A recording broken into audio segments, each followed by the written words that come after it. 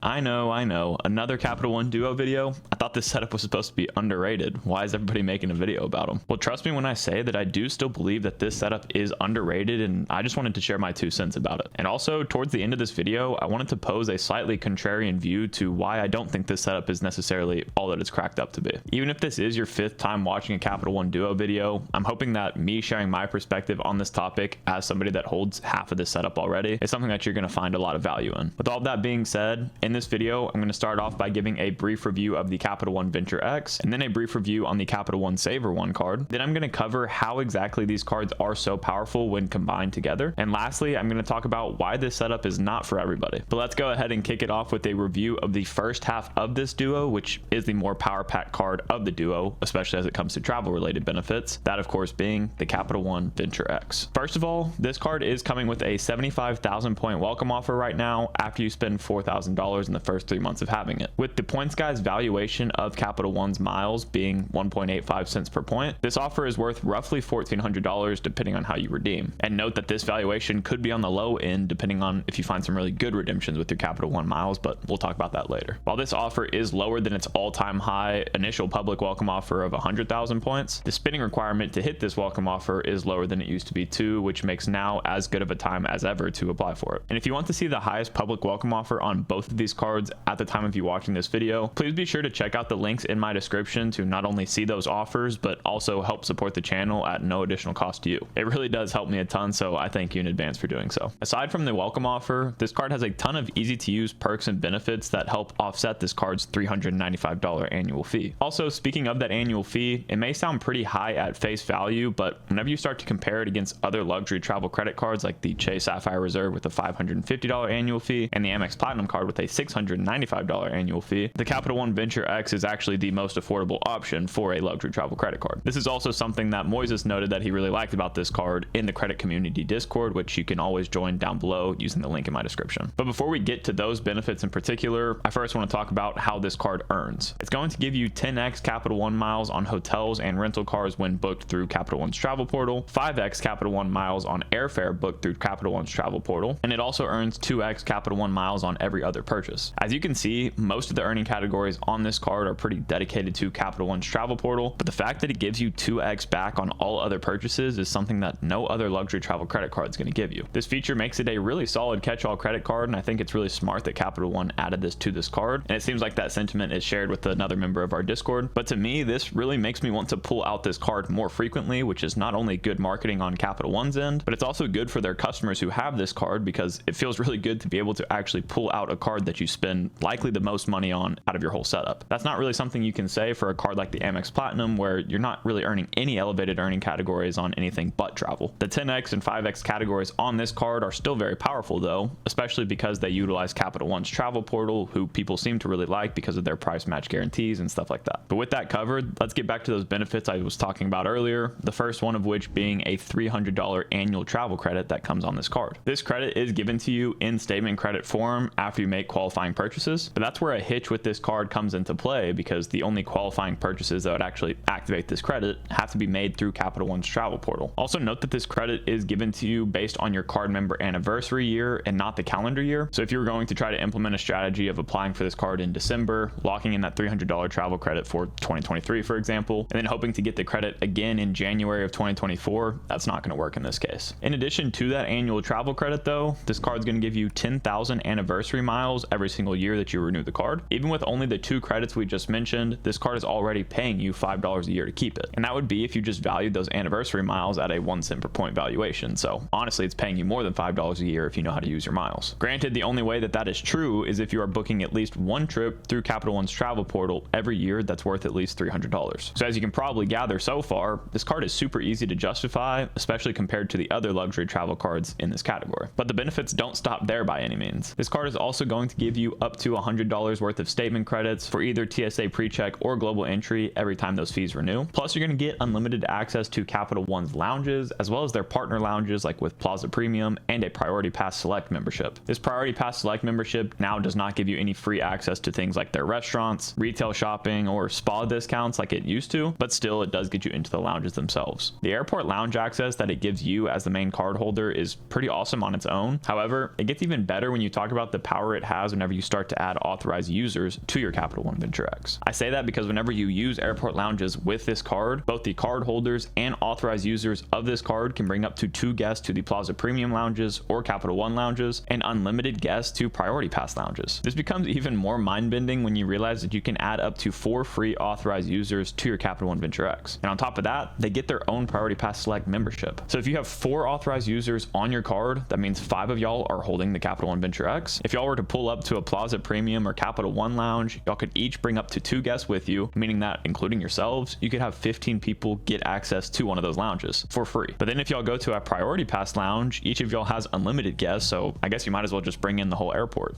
Honestly, I'm not sure that this perk is going to stick around forever, but as of the time of me recording this, it's still active, and it's a really powerful feature if you can take advantage of it. Other notable features of this card is that it does give you Hertz President Circle status, which is Hertz top tier, both for primary card holders as well as authorized users or account managers. It also gives you primary car rental collision and damage coverage, Visa Infinite trip interruption and cancellation benefits, no foreign transaction fees, and this card actually has a pretty solid referral program if you're somebody that plays the Player 2 game, where at least right now you can earn up to 100,000 points in a year for referring people to this card. I could keep going on and on about this card, but we do need to get to the second half of this credit card setup. But before we get there, let me tell you all about the app that I use to manage my entire 9 credit card setup right now. Before we get into this, I want to note that yes, Max Rewards is a sponsor of the channel, but I have truly used their app since before they were a sponsor of my channel, and that's why I took them on as a sponsor in the first place. Max Rewards is an app that allows you to pull all of your credit card information, even if your credit cards come from a multitude of lenders, all into one convenient app. This is the app I use to tell me my total card balances, total point balances, credit card bill due dates, and much more. Honestly, the fact alone that it tells you when your credit card bills are due are a really huge feature, especially when you start to add in a ton of different credit cards, because if you don't manually line those up in each of the credit card lender systems, it can get pretty confusing pretty quick. Max Rewards also has a paid tier called Max Rewards Gold, which will not only activate your quarterly rotating categories on cards like your Chase Freedom Flex, but it will also automatically activate your credit card offers for you. And for me, I've already gotten a decent amount of value this year from having those offers automatically activated for me, particularly on my Amex credit cards. I know Max Rewards is making some huge changes to their app right now, which I'm really excited to get to talk about in the future. But if you're interested in trying out the free features today, please be sure to click the link down in my description to sign up for the app. And when you are going through the sign up process, be sure to input my promo code Spencer. That way you can get 1 free month of Max Rewards Gold and just let them know that I sent you. Thank you to Max Rewards for sponsoring this video, but let's get back to this underrated credit card setup and talk about the Capital One Savor One. First of all, let's set things straight. I'm talking about the Capital One Savor One with no annual fee. In my opinion, unless you've done the math and know it's going to work out for you, you're basically wasting your money on getting the $95 annual fee version of the Savor Rewards card or whatever it's called. And if you haven't done the math, well, I did it for you so you can see if the higher annual fee version makes sense for you. The way the math works out, to break even on the annual fee, given that extra 1x boost you get on dining for the $95 annual fee version, you'd have to spend $9,500 per year on dining on your Savor Rewards card. And remember, that's just to break even. The way I get that is by saying with the Savor One, you're going to get 3% back on dining, and with $9,500 worth of spend on dining at 3%, you'll get $285 worth of rewards. With the Savor Rewards card with a $95 annual fee, you get 4% back on dining, multiply that by $9,500 per year on that category, and you'll get $380 worth of cash back, and $380 minus $285 is $95, which covers that annual fee. So unless you're consistently spending more than $9,500 per year on dining and want to pay for that annual fee, then I highly recommend just going with the normal Savor One, no annual fee version. Editing me jumping in here, I just realized after watching this back that I was only referring to the 4x on dining that you get on the Savor Rewards card. Technically, you do get 4x back on streaming services and entertainment as well, but considering most people's highest spending category is going to be dining out of those 3 categories, that's kind of just what I referenced in this video. But I just wanted to note that before I got a bunch of comments saying that I forgot to touch on that. So there you go. Enough of that math for now, though. You'll probably want to know why I even like the Savor One in the first place, so let's break this card down. To start, right now, this card comes with a $200 welcome offer after spending anywhere between $500 to $1,000 in the first 3 months of having it. Yes, for those spamming the comments, the Savor Rewards card with a $95 annual fee does give you a $300 welcome offer, but you have to spend $3,000 to get that, so the return on spend is less. Once again, though, be sure to check the links below at the time of you watching this to see if you can find the highest public welcome offer down there. Aside from the welcome bonus, which is respectable for a no annual fee card in this class, this card is super important to this Capital One duo because of its earning categories. What those are 3% back on dining, 3% back on entertainment, 3% back on streaming services, 3% back at grocery stores excluding superstores like Walmart or Target, 5% back on on hotels or car rentals booked through Capital One's travel portal, which of course you wouldn't use in this setup compared to the Venture X, 8% back on Capital One entertainment purchases, and as of right now, a whopping 10% back on Uber or Uber Eats purchases, plus you get your Uber One membership covered through November 14th of 2024. After that, you get 1% on everything else. I mean, come on now, that card is pretty powerful for a no annual fee credit card. But we haven't even talked about what makes this card so powerful, so just hold tight on that. Before we get to that, did y'all catch what I said about the Uber benefits this card has right now? Not only are you getting 10% back on all of your Uber purchases right now, but they're also covering your Uber One membership up until November 14th of 2024. So if you're somebody that's living in a city and constantly either taking Uber rides or ordering Uber Eats, this perk alone could make this card a no-brainer for you. From what I can find online right now, an Uber One membership costs $9.99 per month, or let's just say $10 per month. So if you applied for this card right now at the time of me posting this video, you would save about 16 months worth of that cost, or $160. Plus, if you have an Amex charge card like the Amex Gold or Platinum that gives you an Uber cash credit every single month for holding one of those cards, these perks can be stacked together, which makes this card even more powerful. I'm almost convincing myself to get this card right now, so I need to slow down a bit.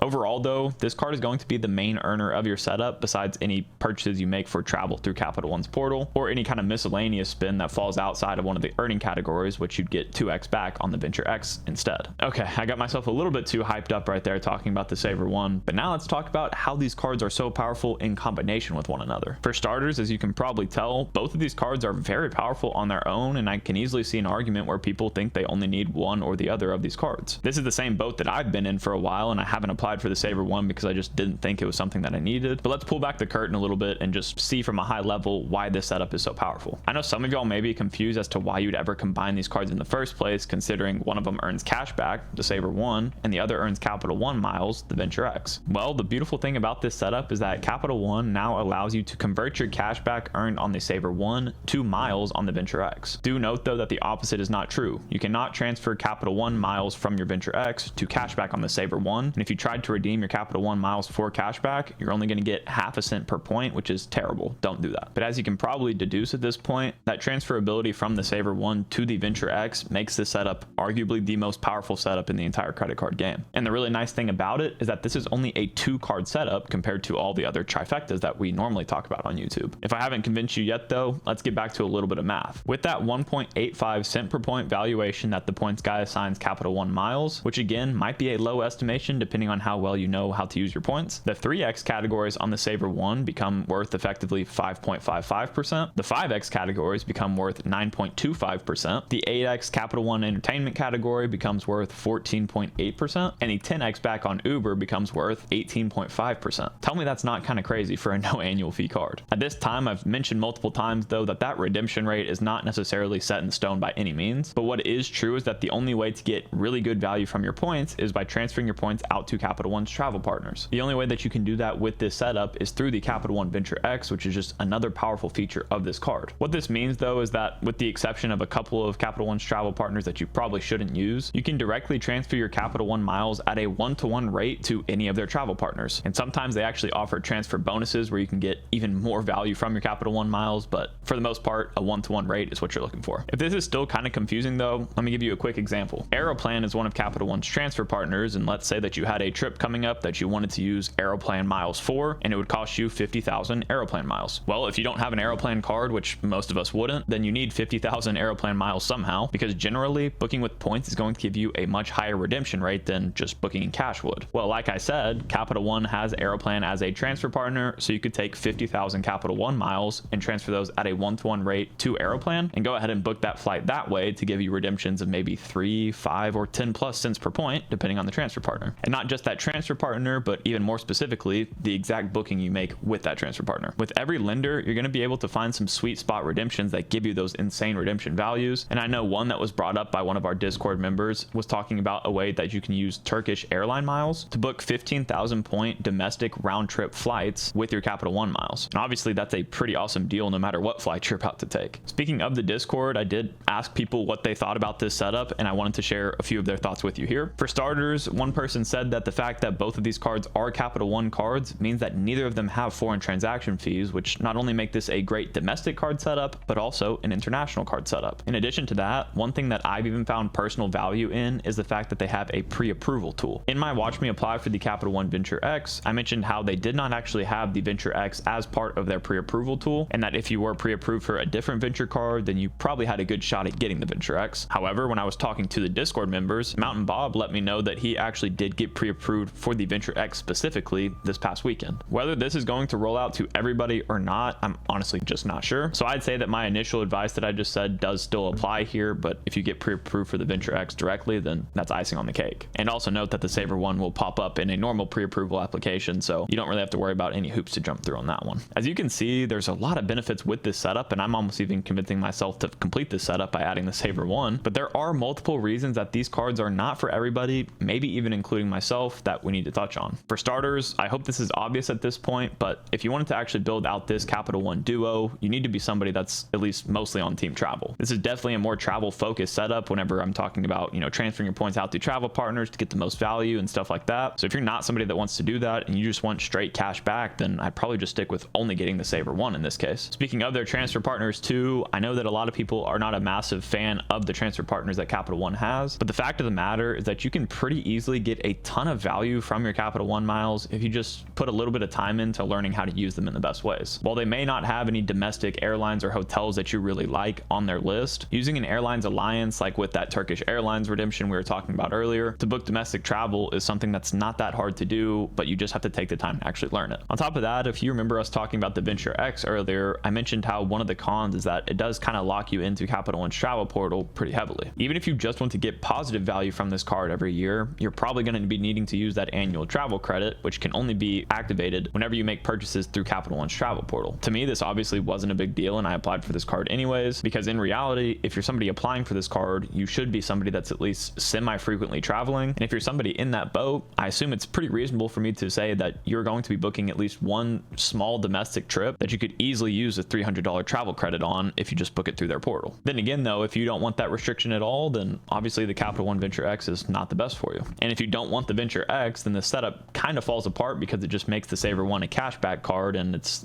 equally competitive to a lot of its partners on the market. If you still wanted to make that card powerful though, you could look at getting something like the normal Venture card that has a $95 annual fee. That way you don't have to use the annual travel credit to get value from that card, but could also access their travel partners and stuff like that. This is obviously a conversation for a whole nother video, but just something I wanted to mention. In addition to those cons, Capital One's credit cards are pretty infamous for being actually hard to get approved for, even if you have a really strong credit profile. I was lucky in the sense that I had no previous relationship with Capital One, and I was still, fairly early on in my credit journey, but did have a lot of credit cards under my belt and was still able to get automatically approved for the Capital One Venture X. That is definitely not everybody's luck though, and it seems like Capital One is pretty predatory as it comes to who they choose to approve for their cards, because they seem to like to get to people early on in their credit card journey so that they maybe have more of a chance of defaulting on their payments and stuff like that. So if you're somebody that's been getting denied for Capital One credit cards, just know it could be because your credit profile is too strong, and that's not a bad thing, I guess. On top of all of these things, Capital One has a couple of application rules that are really annoying as well. For one, they have a hard 6-month rule where basically you can only ever get approved for one Capital One credit card every 6 months. That's obviously pretty important when it comes to this setup, because if you wanted to build out even just the duo, it's going to take you at least 6 months. They also do have a 2 credit card limit, which seems to be